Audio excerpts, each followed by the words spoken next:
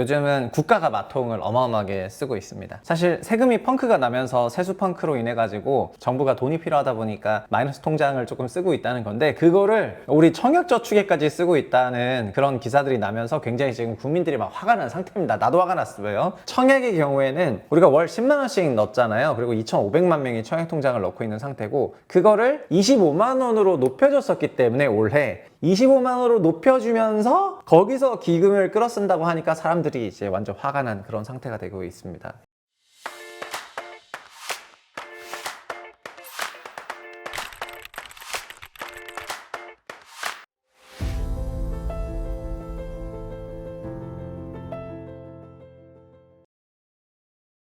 안녕하세요, 최부심입니다. 오늘은 마통의 시대를 주제로 말씀을 드리겠습니다. 그 마통이라는 게 마이너스 통장의 준말인데, 사실은 마통을 개인들이 많이 쓰죠. 나도 옛날에 많이 썼어! 그렇지만 지금 마통은 우리 개인들이 쓰는 것이 아니고 요즘은 국가가 마통을 어마어마하게 쓰고 있습니다. 사실 세금이 펑크가 나면서 세수 펑크로 인해 가지고 정부가 돈이 필요하다 보니까 마이너스 통장을 조금 쓰고 있다는 건데, 그거를 우리 청약저축에까지 쓰고 있다는 그런 기사들이 나면서 굉장히 지금 국민들이 막 화가 난 상태입니다. 나도 화가 났어요. 일단 서울의 소리에서 난 기사는 세수펑크 30조 중에서 법인세만 15조인데, 법인들이 작년에 돈을 못 벌었고 특히 반도체 기업들이 돈을 못 벌었기 때문에 올해 펑크가 많이 났죠. 아마 내년은 올해 반도체 기업들이 좋았기 때문에 2개 중에 하나만 좋았죠. 그렇기 때문에 이제 내년에 절반은 메이크업이 될 것 같은데, 한 회사는 여전히 안 좋아. 그래서 서민 청약저축까지 빼서 땜빵하냐, 이런 기사가 났고요. 근데 그 규모가 엄청나거든요. 우리나라 세수 적자는 2019년에 1.3조, 2020년에 6.5조 원이었는데 21년, 22년에는 이때는 이제 부동산 시장이 너무 호황이어가지고 61조 흑자, 그리고 52조 흑자가 났습니다. 그러니까 정말 엄청난 흑자가 났었죠. 이건데 23년 작년에 56조 적자가 났고 올해 약 30조 세수 부족 사태가 이렇게 나오고 있습니다. 세수가 부족하면은 기본적으로 이제 세금 수입에서 이렇게 예산 지출이 있는 건데, 이 부분 마이너스 난 거를 딴 데서 땡겨오면 되는데, 보통 채권을 발행하거나 등등 여러 가지 할 수 있지만 정부도 그냥 마통하는 뭐 이런저런 여러 가지 계좌에서 마이너스 통장 쓸 수 있거든요. 그런 걸 지금 너무 많이 하고 있다, 이런 얘기가 되겠습니다. 이것 때문에 조선조차도 화가 났어. 조선은 보통 친여 성향이 있는 건데 세수결손 30조에 기금 빼먹는 윤정부라고 하면서 조선일보가 일단 뿔이 났고요. 이건 물론 파이낸셜 뉴스 기사였습니다. 그리고 정부는 올해 경기 전망을 상저하고로 했습니다. 그래서 사실은 지출을 총선 때문에 상반기 어마어마하게 했었다가, 그래서 2분기, 1분기 GDP가 진짜 폭발적으로 성장을 했었고, 그거가 2, 3, 4분기 지금 굉장히 안 좋은 구도로 가고 있는 상황입니다. 결론적으로 보면은 상저하고가 아니라 그냥 상저하저야, 상저하저고요. 오히려 1Q에 좋았으니까 상고하저라고 볼 수 있겠습니다. 그래서 정부가 돈이 없어지니까 지금 하는 방법은 예산 집행을 안 하고 있는 거고요. 그래서 이걸 하기로 했는데 이걸 안 하고 있습니다. 두 번째는 지방에 돈을 안 주고 있어. 이게 지방 교부금 이슈인데, 지방에 돈을 안 줘도 된다고 생각했던 사람이 누군지 모르겠지만 이걸 안 주면서 지금 지방이 굉장히 어려워지고 있는 그런 상황이라고 말씀드릴 수 있을 것 같고요. 마지막으로는 또 각종 기금들이 있으니까 거기서 마통을 땡겨가지고 대응을 하고 있는데, 그 마통의 종류가 공공자금관리기금, 그리고 외국환 평형기금, 그리고 주택도시기금, 이게 청약이고요. 그리고 기타 기금입니다. 여기서 청약의 경우에는 우리가 월 10만 원씩 넣었잖아요. 그리고 2,500만 명이 청약통장을 넣고 있는 상태고, 그거를 25만 원으로 높여줬었기 때문에 올해 25만 원으로 높여주면서 거기서 기금을 끌어 쓴다고 하니까 사람들이 이제 완전 화가 난 그런 상태가 되고 있습니다. 이게 사실은 25만 원으로 높여줄 근거도 별로 없었어요. 어차피 청약 갖고 있어봐야 그냥 당첨도 잘 안 되는 그런 통장이었는데, 그거를 갑자기 25만 원으로 높여주고, 사실은 청약통장을 이제 좀 해지하는 그런 움직임이 있었기 때문에 보시면 아시겠지만은 어차피 로또고 청약이라는 게 이제는 뭐 난 포기한다, 이런 생각이 많으셨고요. 그리고 4인 가족 기준으로, 4인 가족도 요즘에 달성이 어려운데 1인 가족이신 분들이 봤을 때는 청약은 완전 저세상, 그냥 내가 다 할 수 없는 그런 거고요. 보통 결혼하게 되면은 첫째까지는 낳는다고 봤을 때 3인 가족인데 4인 가족도 사실 대단한 거거든요. 근데 우리 청약통장은 7인 가족이어야 해. 그래서 부양가족을 둬야 되는데, 부양가족을 지방에 계신 분들이 아니라 수도권에 계신 분들 같은 경우에는 부양을 한다는 형태로 서류를 만들어 가지고 당첨되는 사람들이 좀 많이 나왔고, 올해도 얼마 전에 원펜타스 청약 때도 전수조사 하겠다 그러니까 순식간에 막 갑자기 그 몇십 가구들이 동시에 그만뒀잖아요. 그런 것처럼 이 서류 조작도 많고 하다 보니까 이제는 그냥 청약 포기한다 이런 사람들이 많아져가지고 청약통장이 감소가 되다 보니까 기금도 줄었겠죠. 기금이 줄어들어 보니까 이제 여기 고인물들한테 25만 원씩 내라고 이렇게 또 그냥 갑자기 당근 주는 것처럼 한 건데, 그러면서 기금으로 빼간 걸 보면은 스트레스 받는 부분이죠. 그래서 청약은 실제로 2022년부터는 마이너스 50만, 1년에 50만, 60만 막 이런 식으로 평균 5, 60만씩 감소를 하고 있습니다. 그러니까 적지 않은 규모가 감소를 하고 있고요. 올해도 감소를 하고 있어요.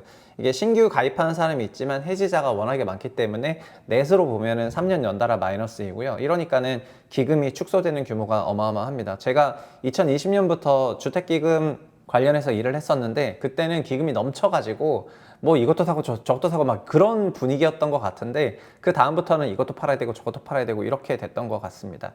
25년도 그런데 이게 끝이 아니라는 거죠. 내년에도 세수 결손이 예고가 되어 있습니다.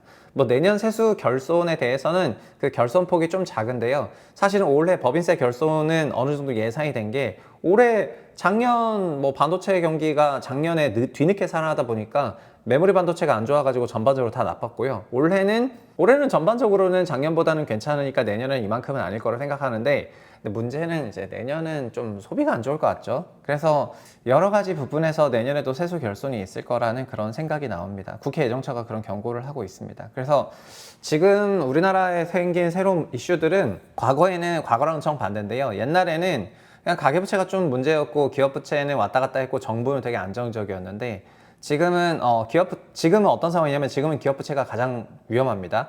기업부채는 GDP의 거의 130% 수준입니다. 엄청나게 많아요. 특히 기업부채는 만약에 이게 대선으로 트럼프가 되던 뭐 해리스가 되던 누가 될지 되게 애매한 상황이 됐는데, 사실 트럼프가 일주일 전까지 어마어마하게 유리하다가 막 해리스가 떴다고 하면서 이렇게 막 여러 가지 여조들이 달라지고 있는데, 저 개인적으로는 솔직히 잘 모르겠고요. 이게 정말, 왜냐면은 그게 달라질 만한 어떤 이벤트가 있어야 되는데, 그런 이벤트가 하나도 없이, 정말 없이 여조가 이렇게 완전 달라지는 식으로 나오는 거는 그냥 적당한 수준에서 어느 정도의 마사지라고 생각하고요.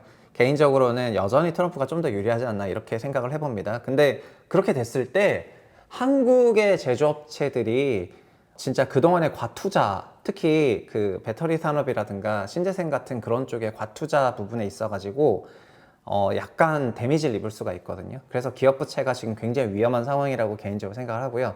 두 번째는 가계부채인데, 가계부채는 GDP 대비로는 많지만 가계부채의 질은 좋은 편입니다, 상대적으로.